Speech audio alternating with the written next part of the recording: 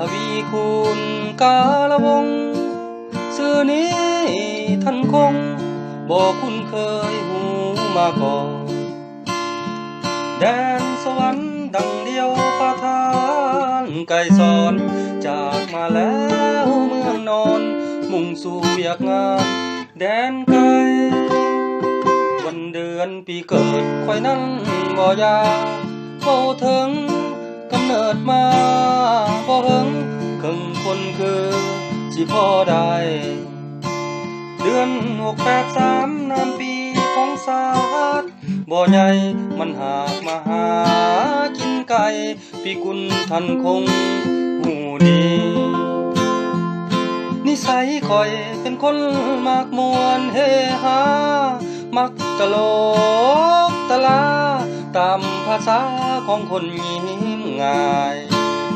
ถ้าไผบ่เชื่อยับเข้ามาให้ไก่ตีนกะห้อยบักใหญ่มีเต็มสองแก้มเบิ่งเอาการเยียนการห้ำคอยกะอยู่กลางบ่ได้เก่งบ่ได้กังได้เพียงแต่พอเสียงกันก็สังเกตได้ผู้สอนผู้บาอาจารย์ส่วนบริวารพอมีอยู่แต่บ่หลาย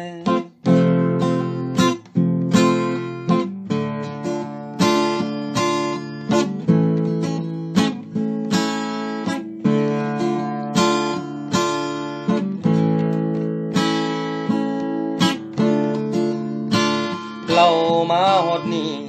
สิขอลาลงก่อนลาก่อนเด้องามงอนเทื่อหน้าต่อก่อนกันใหม่เหลียวเบิ่งท้องฟ้าเมฆาเลียนกันลองไหลสิฟ้าวกลับไปเอาลูกหนึ่งเข้าถ้ามีโอ้ยข้อยคนบ่ย้านดอกเมีย